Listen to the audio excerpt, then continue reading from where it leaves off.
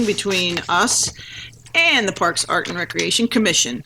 I'll call the Parks, Arts, and Recreation Commission meeting to order. Outstanding. So if we'll all stand, I believe Luke's going to lead us in the salute to the flag.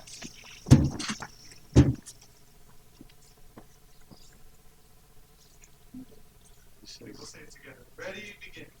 I pledge allegiance to the flag of the United States of America and to the republic for which it stands, one nation, under God, indivisible, with liberty and justice for all. Thank you, Luke. Okay, roll call. Councilmember Ariano. Councilmember Nasrati. Here. Councilmember Larson. Here. Councilmember Esquer. Here. Mayor Bublak. Here. And then for the Parks, Arts, and Recreation Commission, Commissioner Islo. Here. Commissioner Snoke. Here. Commissioner Seriani. Here. Commissioner Frank. Here. Commissioner Dolan. Commissioner Holly. Here. Chair Bolender.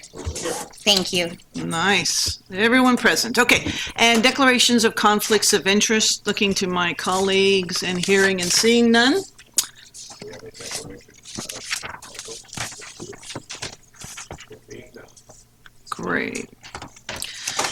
So we'll start with a welcome and introductions. I think our names are up here, but for the sake of this district and such, if Becky would begin, that would be helpful. Becky Ariano, District 4. Are we just saying our names? Sure. Or anything, like random facts about us? No, I'm Andrew Nasrati, District 3. Nice to meet you all. Walks in the moonlight. Nicole Larson, District 1. Nice to see you all again. Amy, your mayor. Gil Esquer, District 2. Bob Lawton, City Manager. Douglas White, City Attorney. Start from the right. My name is Randy Islo from the Parks and Art Commission.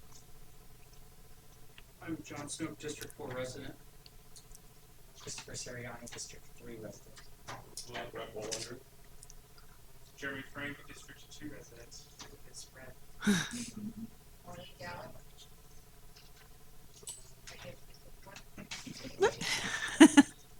Bob Holly, District 4. Outstanding. And I believe we have a clerk in the house. Thank you, Mayor. Jennifer Land, City Clerk. Okay. So approval of agenda as posted, or if there's an amendment, I'll take a motion and a second, whichever you prefer. We have a motion Second? and a second. Clerk, call the roll. Councilmember Ariano. Yes. Councilmember Nasrati. Yes? Councilmember Larson. Yes. Councilmember Esquer. Yes. Mayor Bublak. Yes, passes 5-0. Over to commission. Yeah, approval of the agenda is posted and amended. Do I have a motion to accept? Have a second? Second. Okay. We just go for close the voice. That's fine. That's fine. All approved? Yes. Any decision? There you have it. That's Thank so you. much easier. We used to do that until we got Douglas White. Okay, proclamations, recognitions. So we have a proclamation to do. Yeah, this proclamation is for the July, to accept Parks, Arts, and Recreation Commission. This would be, Allison, are you gonna talk about that?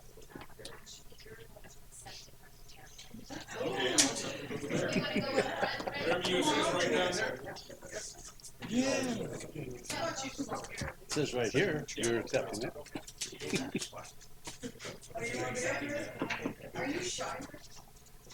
Okay. I will walk over and hand it to you. Okay.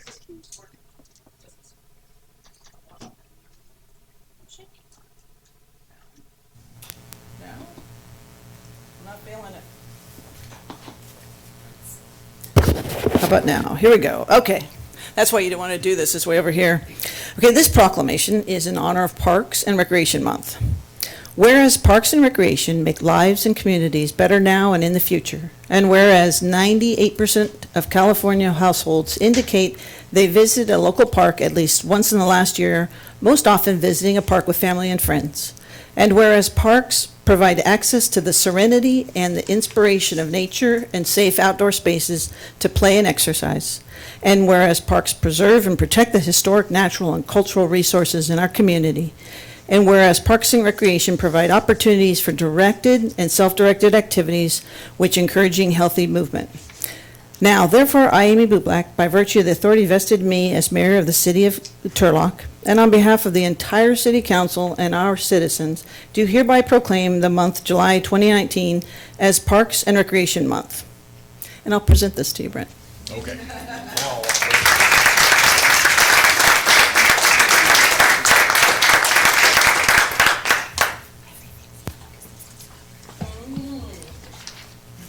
I believe it's Miss Carnegie is speaking now.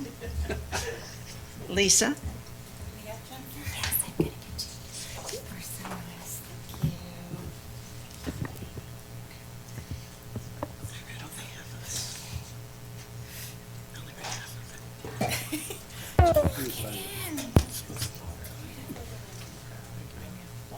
Oh, yeah.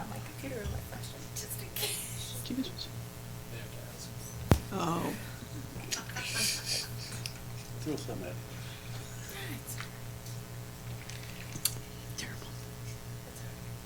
Somebody can sing. You don't want that? You underestimate. There are mean, you have people over in there this room who would surprise you. Put them in here. No, it's perfect. 7. And let me There we go. for now. Do you need it? You good? Christmas in July. There we go. Entertaining ourselves. I think Nito had something to do with that. Thank you for your patience. Thank you, Jennifer. So for those of you who don't know me, I'm Lisa McDermott. I'm the director of the Carnegie Arts Center here in Turlock. And I want to say first thank you to Mayor Bublak and Chairman Bolender for inviting me. It's a little late in the year for the annual report on 2018. It took me a while to go back and make sure I remembered everything that happened 12 months ago. But I did. So I'm going to update you a little bit on what happened at the Carnegie in 2018. This is my annual report on the year 2018, but I also will take 1 second at the very end to talk about stuff that's coming up. As I'm sure you all know, the Carnegie is the community's resource for discovering and learning through the arts. And when we say arts center, we mean arts plural. You can see the variety of programs that we offer, from painting, sculpture, photography, printmaking, design, architecture, music, dance, poetry, literature, theater, film, and so much more. We are working hard to get everyone in this community involved in the arts through our exhibitions, classes, educational programs, and every kind of art form, creative art form that exists. Our exhibition schedule in 2018 featured 9 different exhibitions split between 2 gallery spaces. And during the 2018 year, we had exhibitions that featured regional artists, like our Valley Focus on Photography exhibition. We had artists from all over the West Coast participating in the Spring 2018 Art Quilts exhibition, which featured a medium that doesn't get featured in museums very often, fabric arts, fiber arts. Our summer exhibition was the annual Carnegie Art Showcase, which is a juried all-media show that selects work from artists throughout Northern and Central California. The mayor got a sneak peek of the new 2019 version of the Carnegie Art Showcase, which opens on Thursday night this week, 5 to 8 p.m., free reception. We'd love to see you all there. The exhibition in 2018 featured over 40 artists, about 90 works of art. This year we have 55 artists and 101 works of art. We got that extra 1 in there for good measure. The big highlight of the 2018 year was our fall exhibition of prints by Jose Guadalupe Posada, who is one of Mexico's most important and influential artists. This exhibition was a traveling show curated by the Dickinson College Trout Gallery, which has traveled all over the country, and we were really fortunate that we were able to fit into their schedule and into our schedule. This exhibition offered us lots and lots of opportunities for programming, for education, and specifically for field trips. Probably the most important, essential aspect of our program, serving young people, and that's a big part of our mission, is our Discover Art field trips. Each of these field trips offers children, and we serve kids K through 12 grade levels through our field trip program, and each experience offers the students time to look in the gallery with a trained docent who walks them through the exhibition, talks about specific works and specific ideas, and then they go into the art studio and they're making a work of art, their hands-on project that gives them something to connect those concepts with actual art making, and to give them something that they take home with them, which is an important piece of how they remember and go on to experience the experience beyond that. In 2018, we had close to 3,000 students participate in the 2 gallery field trips we offered, which were for Posada and for the Art Quilts show. This includes a great continuing partnership with the Ceres Unified School District. Every year, Ceres is now sending every 3rd grader in their 14 elementary schools to the Carnegie on a field trip. So they all came through. We had 1,100 kids over the course of 7 weeks in April and May last year visiting the quilt exhibition. In addition, we are now in our 4th year of partnership with the Lightbox Theater Company, who provide theater experience for youth and family audiences. They do 2 shows with us every year in our theater in the loft. Their new 2019 fall show is coming up soon, which is based on the story of Gilgamesh. They've commissioned a play based on the Gilgamesh legend, which should be a lot of fun. In 2018, they had 8 public performances over 2 weekends based on stories about Cinderella and Pinocchio. But they also, for both of those shows, they put on school day performances, and we had 1,300 kids come and see plays, live theater at the Carnegie. So this tops off giving us about 4,000 kids that come to the Carnegie every year on planned, organized school field trips. It just keeps growing. For Gilgamesh, they're adding 2 extra school shows, so we're expecting even more kids to see Gilgamesh than saw Cinderella and Pinocchio last year.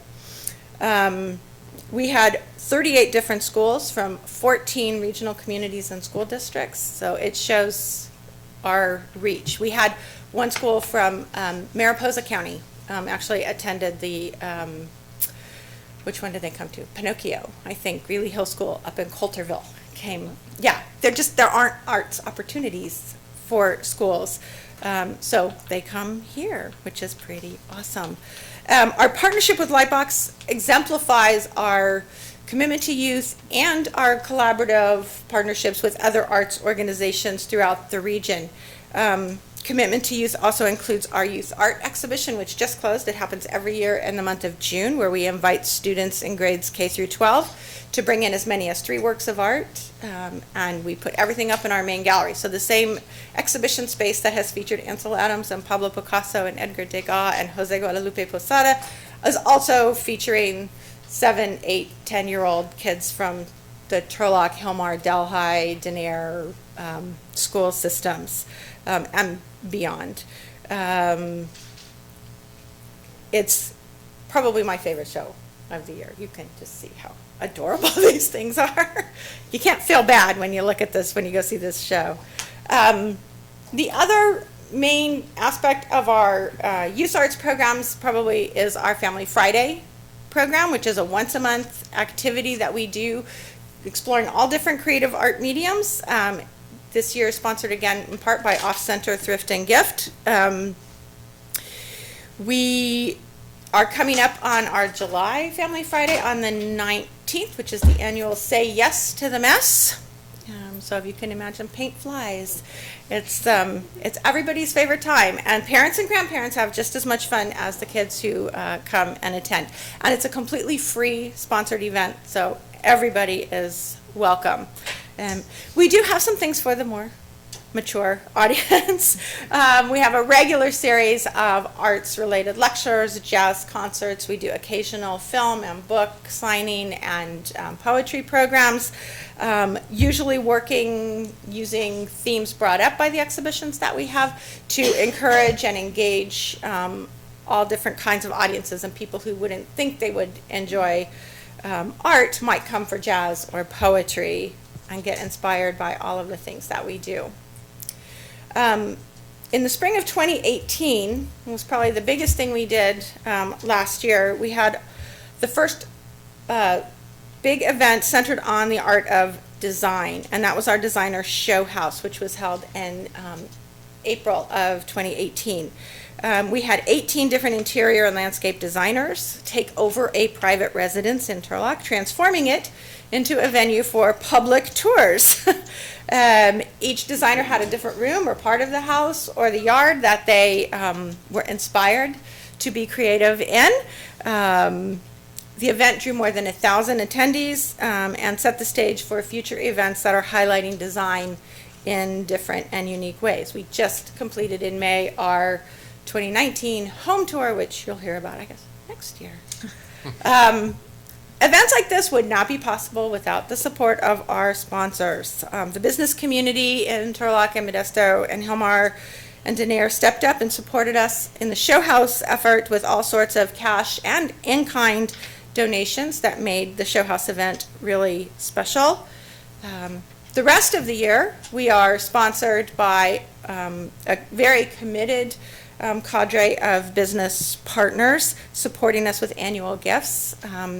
They enjoy their sponsor benefits for the whole year, not just around a single individual event or exhibition. We are currently seeking sponsors for the 2019-20 season, so give me a jingle, everybody with a business locally. The rest of our funding, as many of you know, you've heard me talk about this year in and year out, this is 8 years now, comes from our regular sources of funding. Membership circle, we have about 500 active members of the Carnegie. We have facility rentals that allow the building to be used for private parties, corporate events, you name it. We do our own special events and fundraising. We take donations, we offer classes, we charge fees for artists and admission to see exhibits, and we sell artwork and works in our gift shop made by local artists all year round. Probably the single most important factor in our success is our endowment fund, which was started back in 2010 when the Carnegie Art Center Foundation began working on developing the Carnegie program in partnership with the City of Turlock.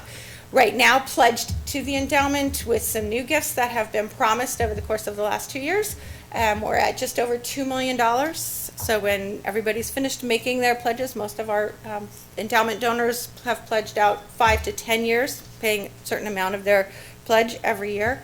Right now we have $1.7 million invested and earning interest, but by we're thinking 2027 now, because we have some new people that just signed on in 2017, we'll be at over 2 million and a bit when everybody's finished paying in their pledges. Just this past June, we inaugurated a new wall recognizing donors from 2015, 16, 17, and even 2018, which is on the upper floor of the Carnegie. We've added 12 additional donors just in the last 3 years, all of them to the endowment fund.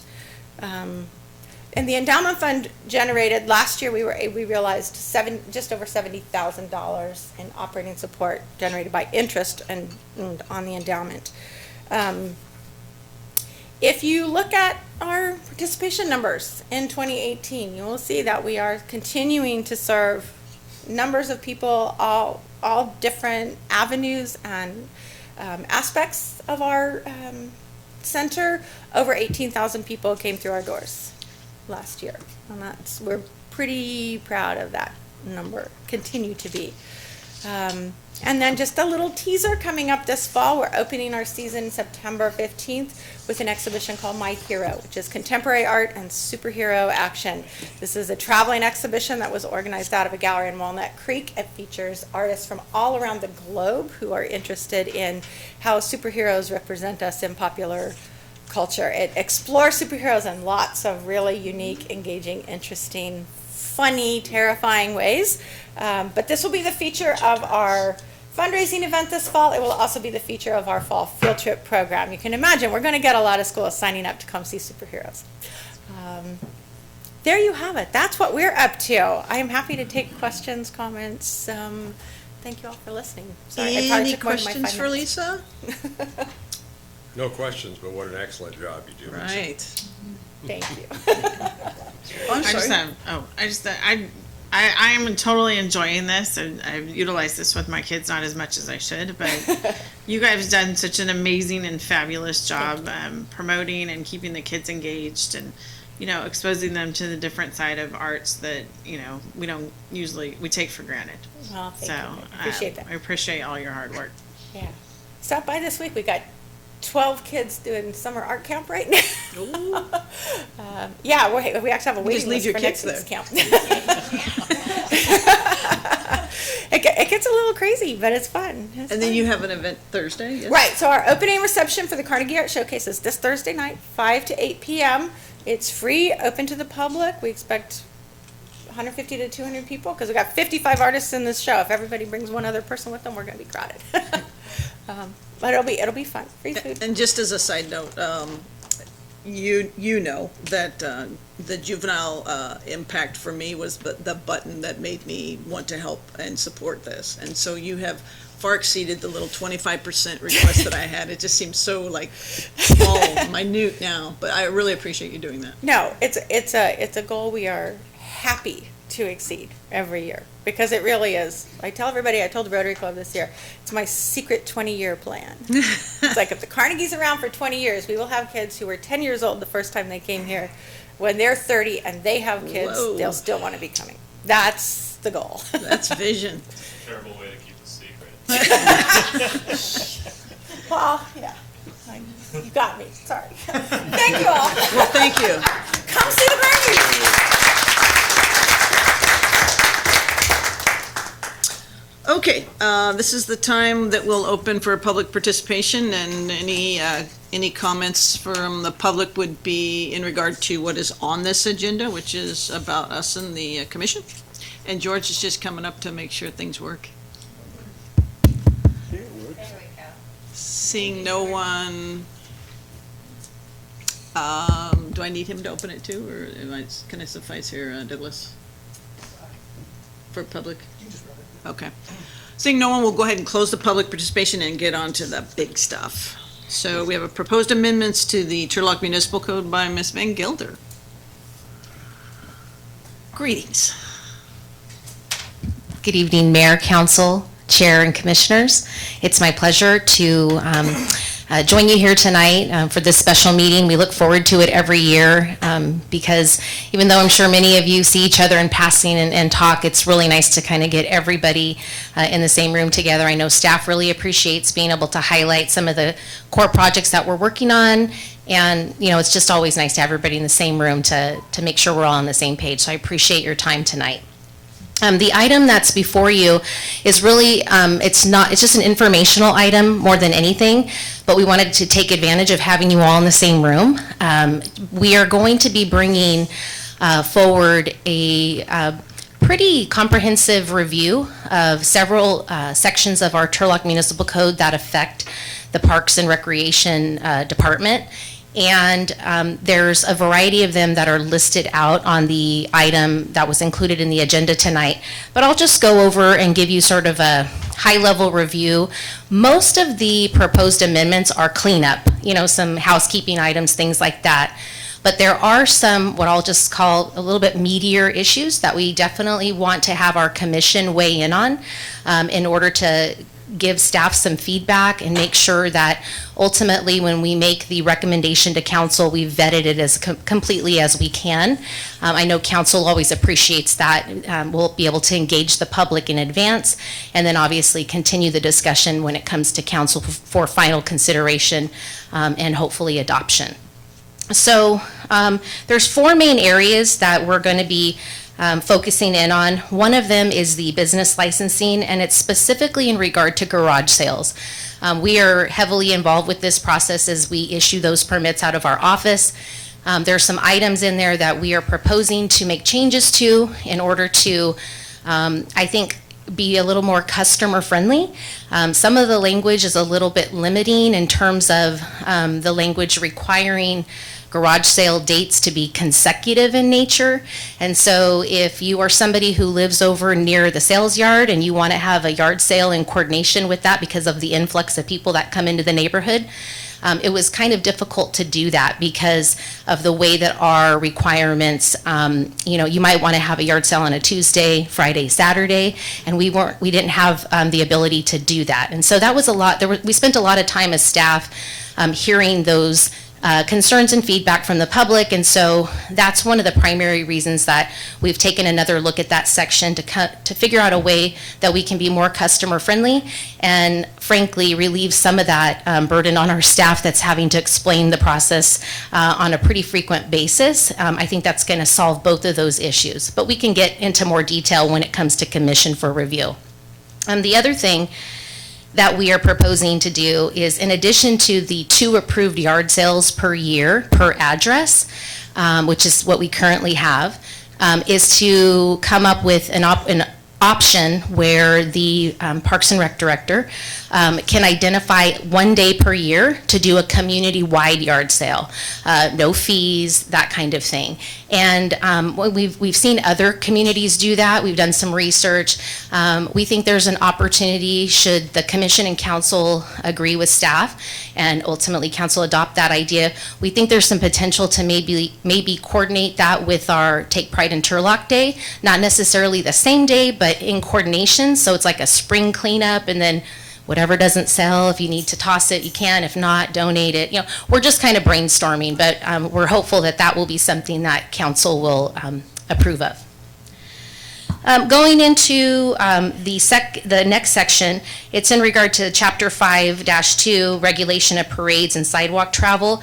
This is really bringing that code up to the council's adopted processes relative to special event permits, et cetera. Kind of some of the necessary housekeeping items like insurance requirements and things of that nature. And then there are several updates to the Parks Code, which is 10-1. A variety of cleanup items. We had a partnership with our police department as well as neighborhood services to really take a close look at this section, because we realize that how the language reads in the code really either helps or hurts our police department and our code enforcement to carry out the enforcement of some of the issues that we see in our parks and public spaces. And so they've had a chance to weigh in on it and have made their comments. I would say probably one of the key items that you're going to see as part of that recommended amendment is the permanent adoption of the park hours. That's something that I've had conversation with your police chief.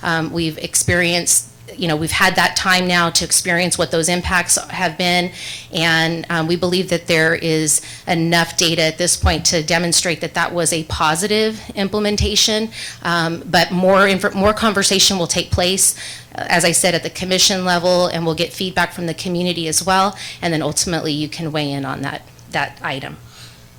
And then finally, there's a new section that we're going to be proposing, and that's regarding filming activities. We've had a little bit of this activity in the past. You might remember the movie that was filmed downtown a couple of years ago, 3 years ago. We quickly put together a process for that, but admittedly, because it was kind of a last minute thing, we were winging it a little bit, and we really recognized that this type of activity is something that we're starting to get more and more requests for. Not necessarily will they always be the blockbuster hits, but even some documentaries, student documentaries, things like that. And so we really want to try and get ahead of that so that we have a sound process and a permit identified that people need to follow. And so we have the benefit of other communities already having an ordinance like this in place. We've done some research. We've put together, I think, a pretty comprehensive ordinance for review, and if we need to make tweaks to it or changes, that's what we'll do through the process. So that's the highlight. As I said, we're not taking any action tonight. I really just wanted the opportunity to present this to both groups in tandem and get everybody on the same page so that when you do see this at an upcoming commission meeting, you won't be surprised by it. Our plan in terms of timing, this is going to be brought to the August 14th commission meeting. And then if everything goes as planned, we will be introducing the ordinance changes at the September 10th meeting to council, and then with final adoption on September 24th. Any questions? Questions?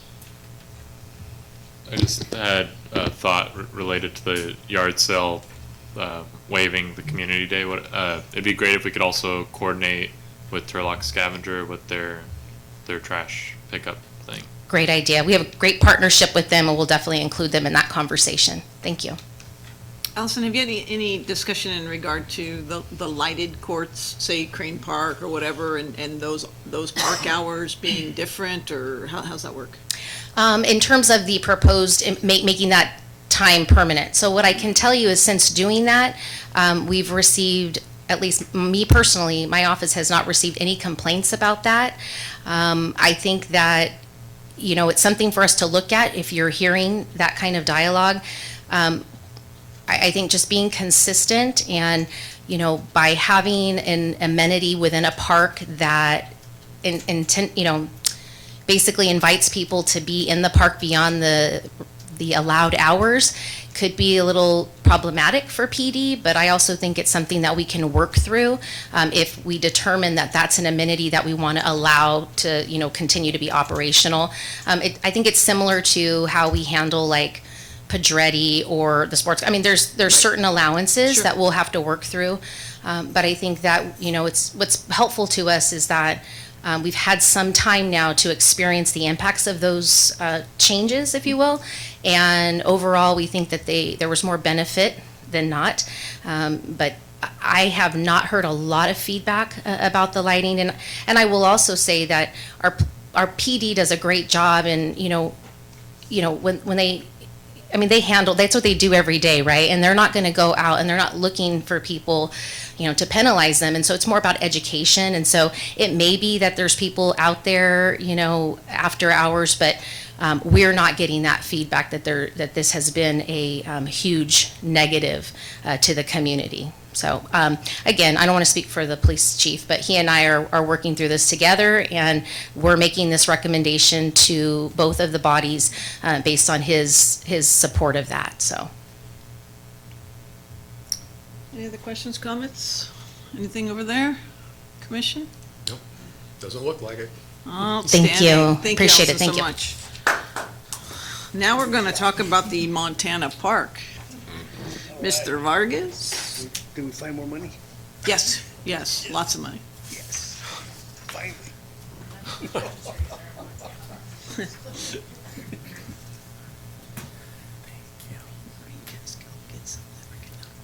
Thank you, Mayor, Council, Commission.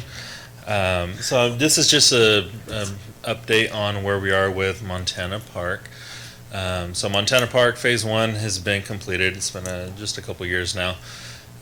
It's very elementary right now. It has basic green space, a perimeter walking/biking path, water fountain, benches. So not a whole lot to do there, but it's just Phase 1 of the proposed development for Montana Park. It also has a bioswale that helps with the drainage, has some natural vegetation and that stuff. So this is Phase 1 so far. You have your green space and you see your bioswale. Again, you can take your dog on a walk, kids can ride their bikes through there, you can picnic on the grass, but beyond that, Phase 1 is just the introductory stages of Montana Park.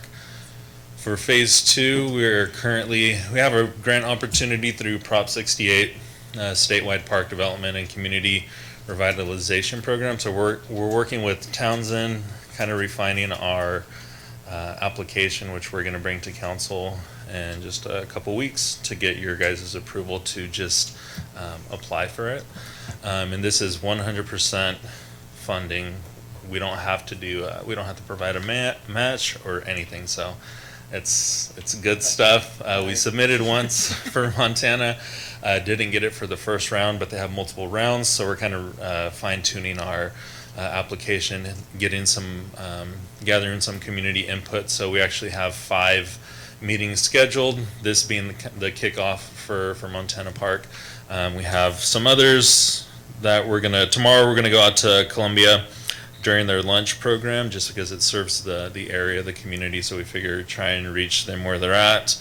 On the 17th at Columbia Pool during the rec swim, and then we have 2 evening meetings that we're gonna do that way.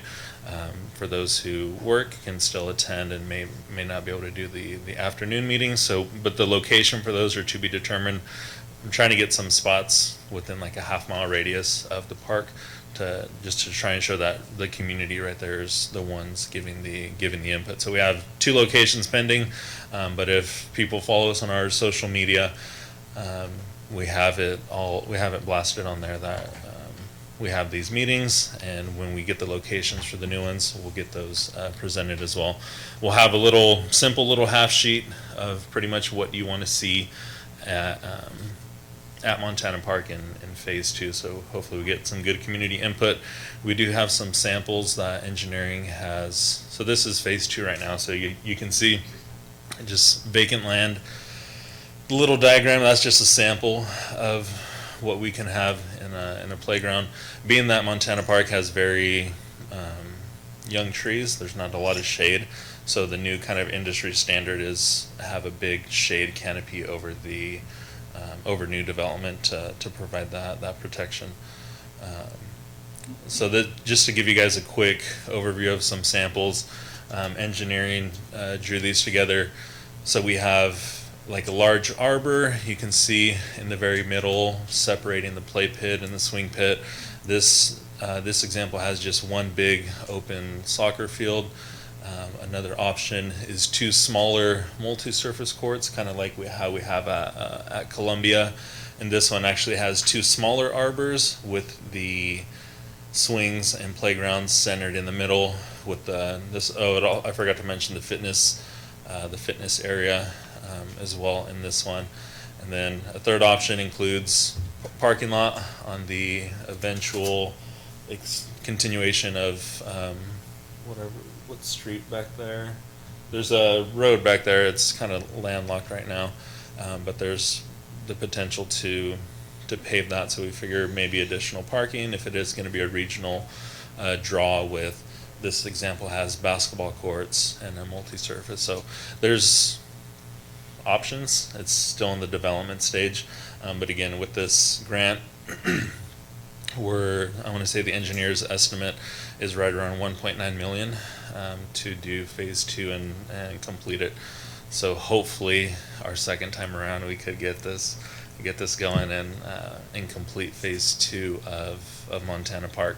Again, we're going to be getting the community's input, so whether they want just a soccer field, whether they even want basketball courts, do they want fitness amenities, all these different things. So hopefully we get some good feedback, and we'll be able to hopefully move forward with this. Other than that, I'd be happy to answer any questions, comments. Initially, the idea was to have exercise equipment around the outside. Yes. Is that still within? It's still an option. I know that they're in conversation with others in the department. When they did reach out to those interested in fitness, it seems like a central location fits the community better, because I know there's the idea of do something around the perimeter, but then a lot more research is coming out with people wanting to work out close to where their kids are. So if you do something around the perimeter and you have the playground in the middle, it's hard for parents, adults, grandparents to work out and at the same time keep an eye on their kids. So that's why you can see in all 3 options, it's close to the playground equipment and the bottom in the middle. So that's where it is right now. Doesn't mean it can't eventually still be a perimeter, because I mean they can change it. People can vote and say, oh, you know what? No, we want it to go around the playground right between the multi-surface court and the playground, so it's still around the area. So I mean, it's still a possibility. We'll see what the community kind of wants with it, but it seems that more and more are going towards a centralized fitness location versus a perimeter circuit. Becky? Are those soccer fields, like two smaller soccer fields for like, you know, your kids love soccer? It's similar to how it is at Columbia. Okay. So I know I think the option one is a full size soccer, and then the second is more like an indoor soccer, like enclosed space. Councilmember Larson. Is it futsal courts, like a multi-services for futsal like this? Yeah, so I think that's awesome. I know from the soccer community. I know Stan State is actually trying to grow a indoor futsal game, which is basically with a harder ball and a harder surface in basketball arenas, but it's just a different type of arena. It's meant to be on this more, I don't know how to explain, more clayish almost feeling ground, and that's exactly what I know that it'd be huge for our local soccer community to have a couple more futsal arenas. This is a regional, not a community park. It's a neighborhood park. Okay, so it's not a community park. It's not a community park, but I mean, it has the potential to have a draw kind of like Columbia with the pool and stuff. So that's why one of the sketches has additional parking, because the way it sits right now, the only parking at the park is literally in front of it, because you have the businesses across the street. So it is a neighborhood park. Neighborhood, okay. Yeah. That's why you don't see like restrooms and stuff like that. Any other questions, comments? I have a quick question. Yeah. Being more new to this kind of thing. How long after a request is submitted, does money normally get decided on? Well, Or if the grant's going to be approved? so first, council needs to approve for us to submit it, so we'll be coming back at the second meeting, not tomorrow or this evening, but the next one, and we'll be submitting the application per their approval August 5th. So after August 5th, I know the state is trying to turn around and spend the money, so they seem to be moving a little bit faster with this, but it's still the state, so they still have their timelines that they have to meet, because they do field visits to make sure that a shovel-ready project really is shovel-ready. It's not just us saying, hey, we have plans. The engineers estimate, we have the plans. Once we get the community input on what they want to do, I can have Randy finalize a map, and we do the CEQA and get this started. But I mean, even if we get approved, it's still probably a good year before we actually start the project. Okay, good. Thank you. I have a quick question. So, by gaining this grant, does that mean we won't be eligible for it again in future years? Is this the only time we can use it? No, it's They open it up every year. They open it up. With Prop 68, they have 5 rounds of funding just through the state, and then there's other organizations that have more money from Prop 68 that are doing it. So this is round 3, so there's still 2 more. So we can effectively get this one and still have the chance at expanding for other parks. This right now, being that it's a shovel-ready project, it meets their demographics, their target community that they're trying to serve. We have a good feeling about it, especially since we got feedback from the first time. So hopefully we can get hopefully we have a good chance with this one for this round. And then I know some of the other ones have a different focus. So round 4, I want to say their focus is more environmental improvements. So for that, we could potentially, if Donnelly Park falls in line with that, we could redo the basin right there at Donnelly Park. And so it's a potential. I mean, we have to look at, once the guidelines come out, we'll be able to determine our best shot. But for this round, Montana Park seems to be our best bet. Okay. All right, if you insist. If you insist. No, I did have one quick question, Juan. Yeah. I know that you're saying it's a neighborhood park, that's why there's no restrooms in here. But I kind of feel that anytime we have a nice park, there should be some kind of facility there. I mean, there's a lot of people that are going to be in there with their kids and stuff. They're going to go to the restaurant, they got to run home. It just seems awkward to me. So even if we can't do a permanent restroom, could we consider something like the portable, not necessarily the 3x3, but like the Portaloo type? You know, could we look at, see how that would that? Yeah, of course work? we could look into it, and I'm pretty sure the way it sits right now, it kind of falls in line with the park master plan. So I mean, that'd be a conversation I'd have to have with building and planning to make sure that we're in line with what we want to do. But I mean, if the direction of the council is to change that up, I mean, we can explore. Councilmember Larson really wants to help with that. You got experience. Okay, thank you so much. Of course. Thank you. Okay, so I know that the commissioner has many, many questions, so why don't you start and get Oh, it we just going? have so many questions. You- You have a book.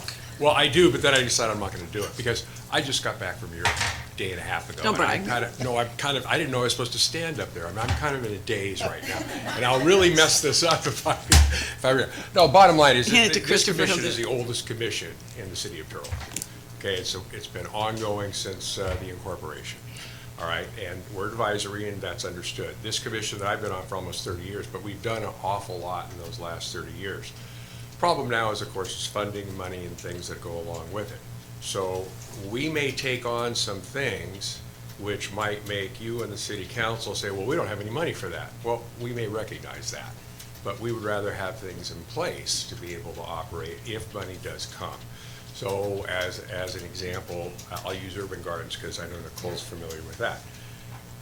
We were putting the cart before the horse. We really needed to have guidelines in place. So we may present guidelines, but not really knowing if it's actually going to come to fruition.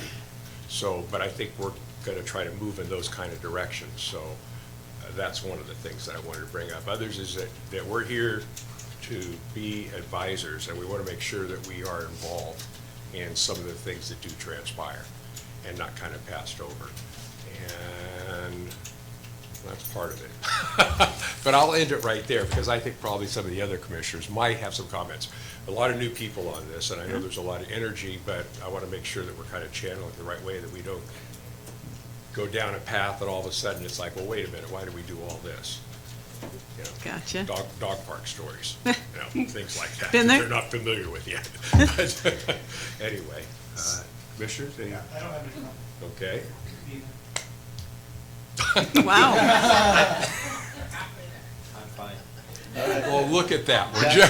Back to you, Brent. I guess it fell my way. I believe I'll have at least one. No. Somebody here. Me, I'll go. I know, right? I just want to thank you all for your time and your service to our community. And the parks are so important to the vitality of our community and making sure that our kids have a safe place to play. And I want to thank you for your time and your service. And I know that we have a really great council, and we want the opportunity to work together. So bring it on. And I just want to talk about the importance of that second part of this commission, the arts component.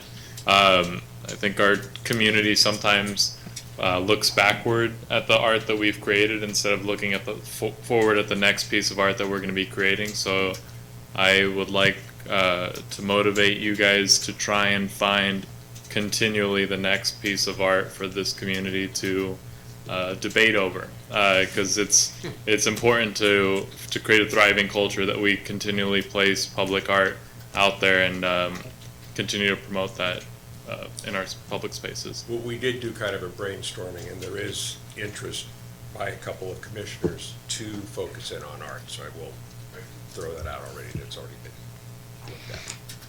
I just want to say thank you for your time. I think I was I was here a year ago, and I was able to spend a couple years serving with you guys, and it was a great experience. But it was also a tool that I was able to use to have a platform when running, and it was because of the synergy, the community-oriented conversations we would have at this level really centered me, especially to see the value in the parks, arts, and recreation. I think we're an absolute leader in recreation. We're an absolute regional leader. It's undisputed, and I think that comes from the community involvement, the leadership in our departments. So thank you for your time, and just thank you for giving your time to the community, to a part of it that is absolutely vital to the value of our city. Thank you. I'll have to echo some of that. Thank you to all of you. Brent, you've got a few new faces, so that's good. It's always good to see new people coming in and being involved. I appreciate the comments about being advisors, because we actually need advisors, whether people know it or not. And so we appreciate the help. We need it. And I like the part about planning for the future, because, yeah, we may not be able to do the project today, but that doesn't mean we'll never get to do it. So I like to be prepared in advance as well. So I appreciate the work you guys are doing, and keep it up. Little fun fact, before it was created into a merger in 1990, I was actually on the Arts Commission, so it does actually lead to other things. I also, as I'm going out to different churches within our community, a lot of churches are looking into maybe group adopting parks. So food for thought for you guys. There's a lot of churches. Let me tell you, I think 56, so I'm about 24. So I can assure you there's a lot of interest in helping out, if that we can offset some of the labor and effort. And I have Ms. Van Gelder back there who's gonna break her neck. So just so you guys might wanna start to consider what that would look like. Obviously one church every month would be a little bit too much to ask. So how many and what that would look like, who knows? I think if not all, a lot, and that would be very helpful for our community. Any last words over there? Thank you. Okay, well then, would you like to adjourn? I'd like to make a motion to adjourn. Anthony? I got a second? Aye. They all say aye. How about you guys? Move to adjourn. And a second. All in favor, say aye. Thank you all for being here. I appreciate it.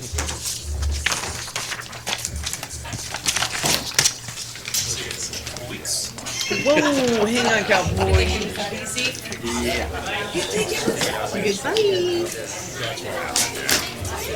Because I kind of wanted to